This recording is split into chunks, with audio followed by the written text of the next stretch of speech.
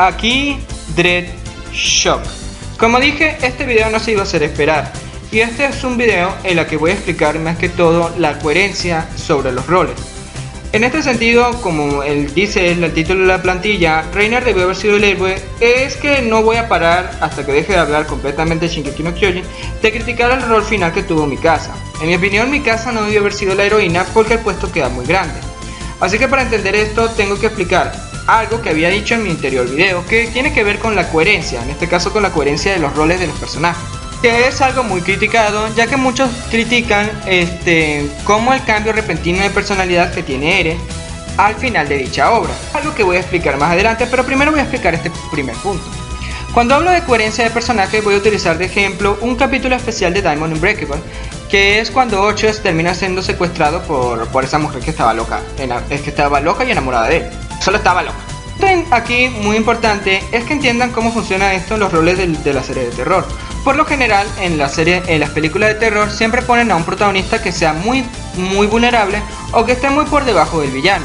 Es decir, el villano por lo general tiene que ser muy superior al protagonista. Por lo cual en una novela de Stephen King, que posiblemente en la que se basó el creador de JoJo's, que me recuerda mucho a esa película y a esa novela, es justamente que un escritor termina siendo secuestrado por una fanática loca porque no le gustó el final de dicha serie. En serio, no estoy dando ideas, no lo estoy inventando, así sale la novela. No estoy dando ideas y no quiero que crean que es algo que se le vaya a pasar al pobre Isayama. No. Nada de eso, por favor. Solamente así ocurre la novela, lo cual es muy curioso. No voy a negar que es muy curioso con respecto a todo este tema del final de Shingeki, pero igual. El punto es que el escritor está en un estado de vulnerabilidad porque está recuperándose del choque, mientras que la loca no para de amenazarlo o hacerle cosas. Aunque a la final le termina matando a la loca, uno no podía evitar sentirse o identificarse con el estado de vulnerabilidad del protagonista. Viendo a esto, no sé si ustedes se habrían dado cuenta, pero por lo general en las películas de terror, el protagonista te resulta ser una mujer. Debido a que, al ser una mujer, una persona o el espectador puede identificarse con el estado de vulnerabilidad que está en esta.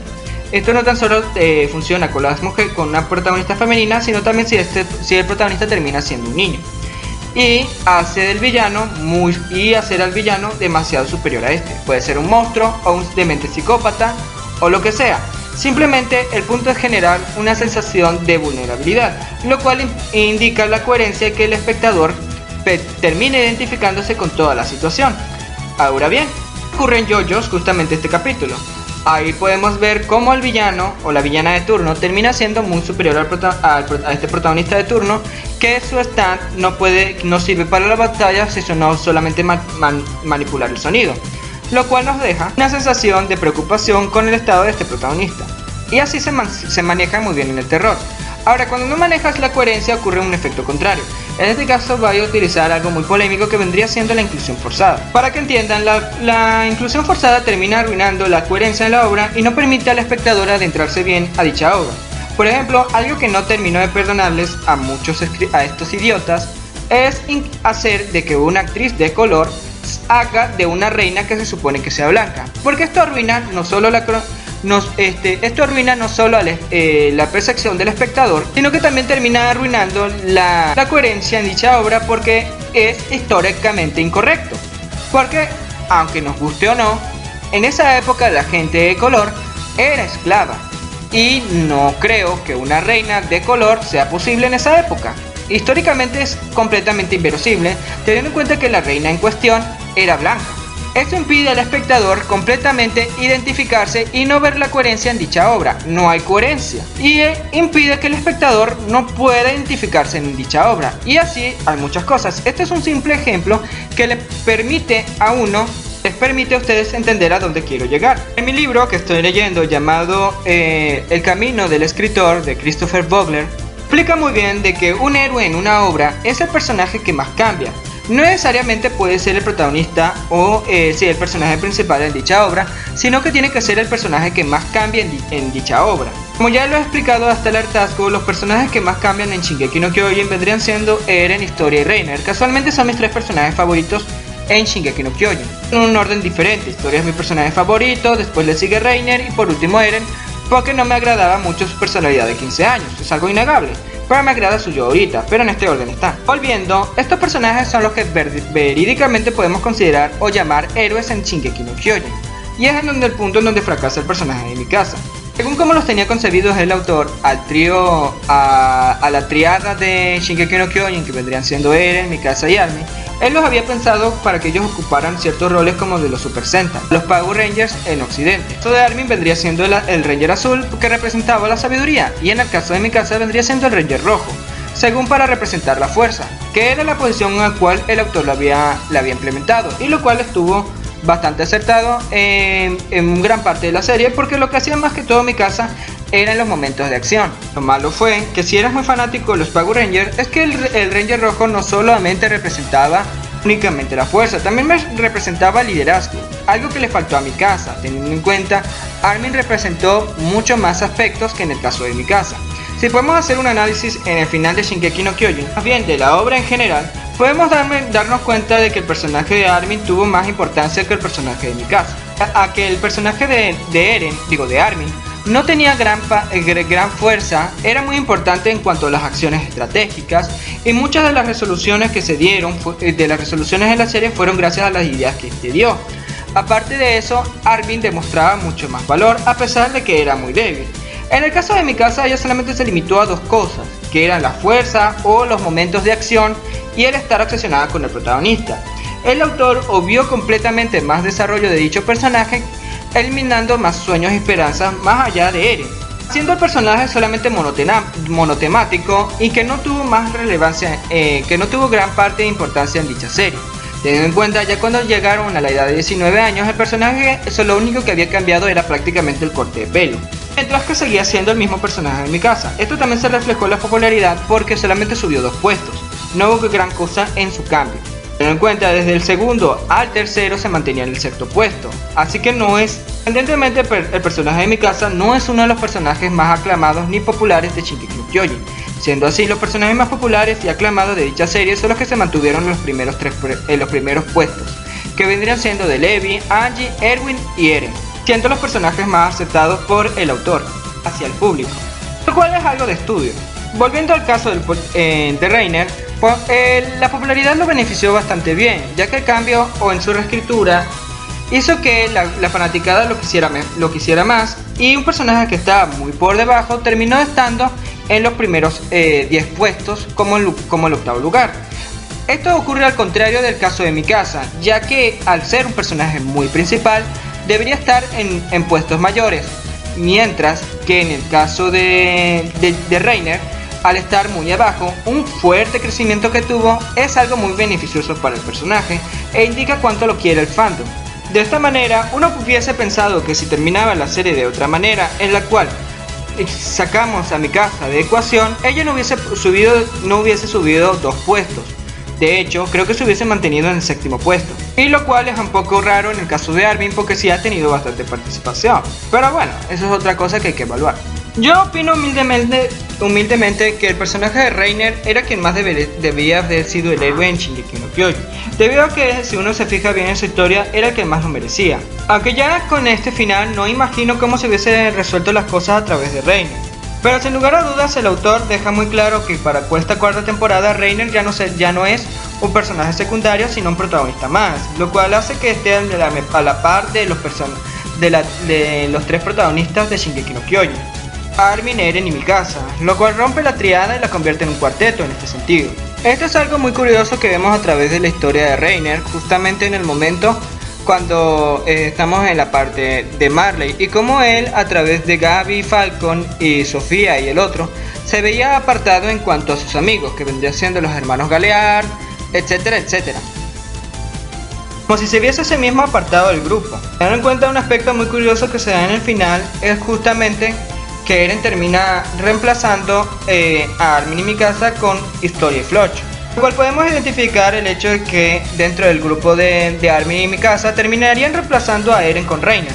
Algo muy curioso que también se señala en este punto es que el titán colosal era el mejor amigo de ambos titanes, del acorazado y del ataque. Ahora bien, en mi opinión yo creo que Reiner debió haber sido el que resolviera todo esto, porque era el que más en sí mismo rivalizaba con Eren, y en muchos instantes siempre se le veía a Eren enfrentándose a Reiner. Teniendo en cuenta en el final de este último arco, se ve como Eren desafía directamente a Reiner, pero en pensamiento. Y hubiese sido más beneficioso y hubiese sido un peso mejor en la trama que hubiese sido mejor Reiner y no Mikasa, porque como ya dije tuvo mejor desarrollo y en ese desarrollo apuntaba de que todo hubiese terminado mejor con él. De hecho hay muchos arcs que no he podido encontrar en la que se pone a Reiner cumpliendo el rol de Elos matando a Eren. Aunque al final no hubiese sido muy distinto a lo que vemos ahora, hubiese quedado una mejor sensación heroica y hubiese sido mucho mejor. Ahora bien, para lograr una sensación de tragedia, que fue la que hablé en el video anterior, tendría que moverse o amoldearse las cosas para que dé una sensación de que todo, a pesar de todo, se hubiese pagado un gran precio para vencer a Eren. Y ese es un gran punto importante, porque en un sentido de la serie que se habló bastante hasta el hartazgo, es que para poder lograr alguna meta se tiene que haber sacrificado algo. Así que tuviesen que haber muchos más sacrificios para poder derrotar a Eren. De esa manera dar una sensación más de sacrificio y una sensación trágica dentro de la misma. Pagar un gran precio para poder derrotar a un gran mal. Ese hubiese sido un gran mensaje importante para cerrar la serie Shingeki no Kyojin, porque es algo que se repitió al principio. Es un punto que tengo que decir, que se tenía que plantear un mensaje real en la serie, cosa que no se planteó, mientras que en el caso de Code Geass sí se planteó un mensaje final. Se utilizó mucho en un aspecto muy importante todos los aprendizajes pasados que se había hecho en dicha obra. Este aspecto también se repite en Full Metal Alchemist, porque justamente son esos aprendizajes pasados lo que le permitieron al protagonista de Elric tomar la resolución final, al igual que Lelouch. En este caso no vemos un mensaje recurrente del pasado que le permitió a Eren o a algún otro personaje dar algún tipo de resolución final. De hecho, pueden que ustedes me digan que el primer capítulo se conecta con el capítulo 138, pero este capítulo solamente tiene sentido en el capítulo 138, más no en el 139, que es en donde todo se va para el caño. Así que, ya que toco este punto, es la última parte que quería hablar sobre el final. Y es que algo que Hajime Isayama hace es que adapta el final a Mikasa. Para que se entienda bien, algo que expliqué en el principio de este video, para que entiendan que es a donde quiere llegar la coherencia, vean cómo lo estoy utilizando. El personaje de Mikasa era monotemático, solamente tenía dos cosas, que eran ser una asesina y estar enamorada del protagonista. Y vemos en el final del 138 al 139. Mikasa soluciona todo matando a Eren y resulta que todo era en base al amor que tenía Mikasa. Lo que hace Hajime Isayama es adaptar el final de Shingeki no Kyojin hacia el personaje de Mikasa, también adecuando el personaje de Ymir a la misma, haciéndonos creer de que el personaje de Mikasa tenía algún peso en la obra cuando en realidad nunca lo tuvo. Tengo en cuenta, también me he enterado ahorita del notebook final que se salió de la serie, y sinceramente Hajime Isayama técnicamente está tirando la teoría de predestinación o esos conceptos implementados en esta obra para el caño. Porque si analizamos detenidamente el capítulo 1 al capítulo 138, nos damos cuenta de que ya la decisión estaba tomada. Sinceramente ya Mikasa estaba predestinada a matar a Eren. Y lo que ve Eren al final es simplemente una premonición de su propia muerte, lo que nos quiere decir, en cierta manera, de que la decisión de Mikasa en realidad nunca importaba. Ya de por sí ya Ymir había tomado la decisión por ella y ya de ahí en adelante no importaba. Lo cual quiere decir que Mikasa nunca fue libre en cuanto a decisión, ya todo estaba tomado. Si ella hubiese tomado una decisión diferente, eso hubiese sido inaudito y no podía pasar y no iba a cambiar nada, porque estamos hablando de predestinación, un evento de sucesos que no puede ser cambiado por nada en el mundo. Estás destinado a ser taxista y vas a ser taxista.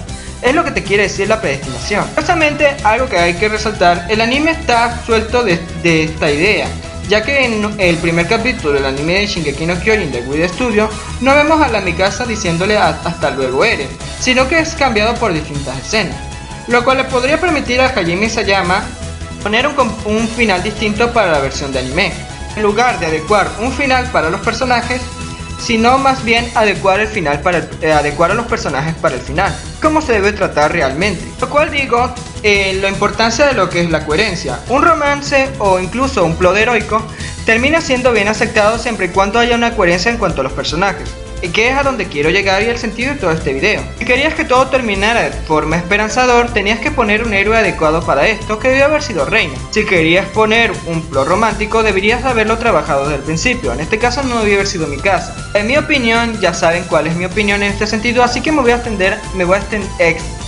abstener a decirlo. De todas maneras, el objetivo en este plot romántico no era resolver la trama, sino darle la motivación al protagonista de darle una razón de por qué hacía las cosas, y por la cual yo defiendo mi barco, me pienso hundir con él, porque no estoy equivocado en lo que digo. Cada vez que reevalúo y reviso la trama, sinceramente noto todos estos guiños que ha hecho el autor, y aún así me parece completamente inverosímil de que no lo haya hecho y haya optado por hacerlo con mi casa. No tiene sentido para mí, y si no lo analizas bien, todo queda completamente bien porque ya se veían los indicios anteriormente. Solamente hay que poner los roles adecuados. Eso es todo. Bueno, espero que les haya gustado este video. Díganme lo que piensan, al igual que el video anterior, qué sensación querían que les diese el final de Shingeki no Kyojin. De esa manera podemos debatir en sana paz, sin ningún ataque hacia las personas que no estén de acuerdo. Aquí DreadShock. No se les olvide suscribirse, comentar, dar like, compartir este video y seguirme en Instagram. Aquí DreadShock. Nos vemos.